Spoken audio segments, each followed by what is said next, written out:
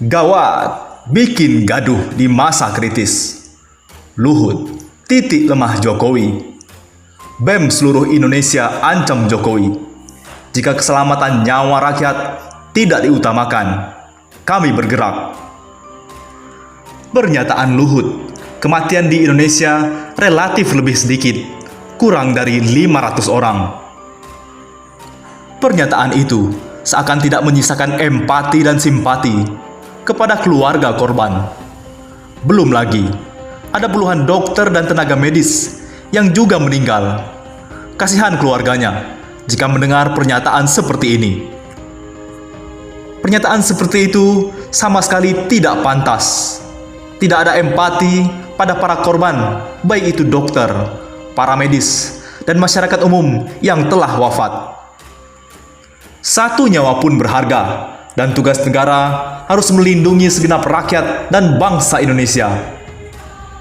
Sebaiknya pernyataan itu dicabut, dan Luhut minta maaf. Setelah mendengar pernyataan Luhut Binsar Panjaitan, Panglima TNI seperti bereaksi. Dia menyebut 55 prajurit positif corona, 15 orang meninggal dunia. Panglima TNI Marskal Hadi Cahyanto menyampaikan data mengenai prajurit TNI yang terjangkit virus corona. Dia menyebut ada 1.187 kasus virus corona di seluruh jajaran TNI. Dari jumlah tersebut, 55 orang dinyatakan positif dan 15 orang meninggal dunia. Jenderal Hadi mengatakan, pihaknya juga telah melakukan rapid test terhadap seluruh anggota TNI aktif maupun purnawirawan untuk mengantisipasi penyebaran virus corona. Tak sampai di situ, Luhut menambah kegeraman rakyat Indonesia. Luhut akan undang turis asing besar-besaran. LBP berencana mengundang turis asing dari Cina, Jepang, maupun Korea Selatan yang sudah mulai pulih dari pandemi COVID-19 secara besar-besaran.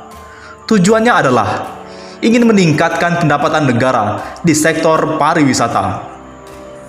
Rencana ini tampaknya tak lepas dari pemikiran serba ekonomi yang kerap dimunculkan Luhut Binsar Panjaitan. Namun, dalam kondisi pandemi COVID-19 seperti saat ini, keselamatan masyarakat seharusnya selalu lebih diutamakan. Betul bahwa negara ini butuh pemasukan, tapi bukan dengan memberikan resiko keselamatan dan keamanan bagi masyarakat Indonesia. Mendengar banyak kritikan rakyat Indonesia, Luhut pun tidak tinggal diam. Luhut meminta TKA Cina tidak dipandang negatif. Menko Kemaritiman dan Investasi Luhut Binsar Panjaitan meminta agar masyarakat tidak menyematkan stigma negatif terhadap para pekerja asal Cina. Luhut mengingatkan, ratusan ribu orang Indonesia juga bekerja mencari nafkah di luar negeri. Apa semua Cina itu brengsek? Orang kita juga ada yang brengsek kok. Semua orang brengsek kalau tidak pegang nilai-nilai dan norma, ujar Luhut di Jakarta, Rabu 15 April ini. Luhut malah membandingkan, puluhan dan bahkan ratusan ribu orang Indonesia juga bekerja di luar negeri. Namun, kehadiran mereka tidak pernah dipermasalahkan di negara tepatnya bekerja. Kita ini loh lupa, TKI kita yang pulang dari Malaysia 505.000 orang. Kenapa Malaysia tidak ribut? Terus ABK 16.000 dari Taiwan juga. Karena tidak ada kerja, mau lebaran juga mereka pulang, imbuhnya.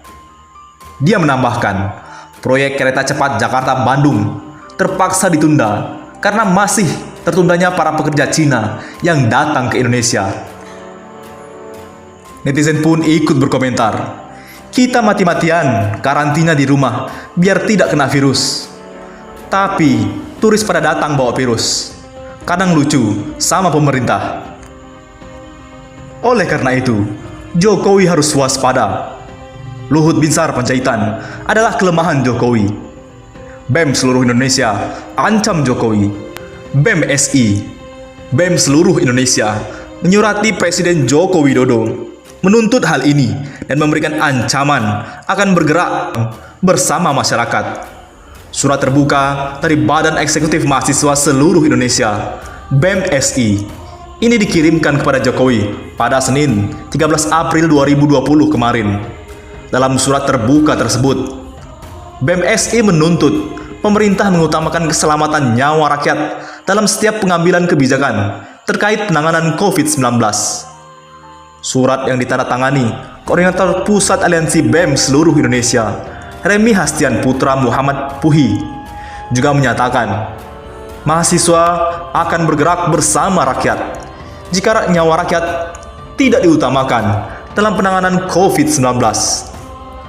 Jika keselamatan nyawa rakyat tidak diutamakan, kami siap bergerak bersama rakyat dan membersamai rakyat, tulis BEM-SI dalam surat terbuka itu. Mereka pun meminta pemerintah memberikan informasi secara terbuka kepada rakyat. Hal itu berguna agar masyarakat memahami secara penuh bahwasanya kondisi negara dalam keadaan bencana nasional. Para mahasiswa juga meminta pemerintah mempersiapkan segala kebutuhan yang diperlukan tenaga medis dengan sebaik-baiknya. Sebab saat ini para tenaga medis merupakan pasukan utama di garda terdepan dalam melawan COVID-19. Jokowi harus hati-hati. Luhut titik lemah Jokowi. Agak aneh, tentu bila disebut bahwa Luhut Binsar Panjaitan adalah titik lemah Jokowi. Bukankah semua sudah tahu bahwa penentu kebijakan pemerintah Jokowi adalah Luhut? Itu artinya sangat kuat. Benar bahwa kekuasaan Luhut sangat besar. Publik menyebut menteri segala urusan. Ketika investasi menjadi program sentral pemerintah, maka kepercayaan diberikan pada Menko yang dibawahi di bidang ini. Kekuatan global yang digandeng adalah Cina. Program utama hegemoni Cina adalah jalur maritim New Silk Road, atau yang kita kenal dengan jalur Sutra Baru. Luhut pula liaison officer-nya sebagai Menko di bidang maritim dan investasi, maka luar biasa strategis kedudukan dan perannya. Semangat berbakti Luhut ternyata meranggah ke berbagai bidang. Ketika Budi Karya sakit, Luhutlah yang menjabat Menteri Perhubungan. Luhut tampil menjadi bayangan wajah Jokowi. Ada pergeseran aktor penentu dari Surya Paloh pada 5 tahun terakhir kepada Luhut di periode kedua saat ini. Tentu, Luhut berjasa besar dalam menyukseskan Jokowi sebagai presiden lagi. Cukup seru permainan Pilpres kemarin, mengubah peta kalah menjadi menang. Setelah menang, semrawut membingkai amanat kemenangan. Luhut pun berada di garda paling depan. Sorotan publik tajam kepadanya. Kritik tentu banyak, namun entah bawaan atau pembenaran, responnya selalu galak dan meledak-ledak. Terakhir soal konflik dengan Said Didu yang didukung oleh banyak kalangan, termasuk purnawirawan tentara. Membawa Said Didu ke ranah hukum membuat Luhut menjadi musuh bersama. Sesuatu hal yang merugikan bagi wibawa pemerintahan. Disadari atau tidak, Jokowi pun ikut tersandra. Inilah gerbang terlemah rezim Jokowi. Jika gerbang Luhut bobol, maka lawan politik, bahkan mungkin rakyat, akan masuk menerobos area kerajaan. Biasanya raja mencari jalan untuk bisa melarikan diri. Istana yang jebol itu jatuh dan menyerah. Begitu skenario atau jalan cerita yang biasa terjadi dalam film kolosal. Bagian benteng yang juga agak lemah adalah gerbang Sri Mulyani, penanggung jawab keuangan negara. Andai Luhut menyadari kekuatan dan kelemahannya, pastilah ia akan mengubah perilaku politiknya menjadi langkah yang lebih simpatik, populis, dan mengatur jarak politik. Yang ditunggu rakyat saat ini adalah kerelaan Luhut untuk melepas Cina dari pelukannya. Negara Cina itu berbahaya dan licik. Menjadi lebih proporsional membangun dan mendorong kekuatan ekonomi pribumi yang jauh lebih penting dan mendesak. Petisi mendukung Said Didu dan juga Faisal Basri yang dikaitkan dengan desakan kepada Presiden Jokowi untuk memecat Luhut Binsar Panjaitan menjadi bagian dari dobrakan benteng. Bukan mustahil. Tuntutan berkelanjutan menjadi pilihan yang cukup berat.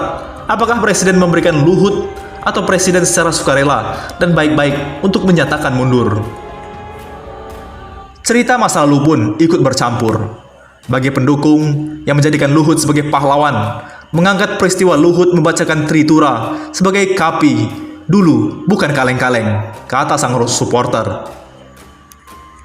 Bagi yang melihat sisi lain, Luhut digambarkan sebagai kaleng-kaleng saat meninggalkan anak buah dan ragu untuk terjun payung dari pesawat. Ketika disebut pengkhianat, Luhut berang dan merasa malu keluarganya.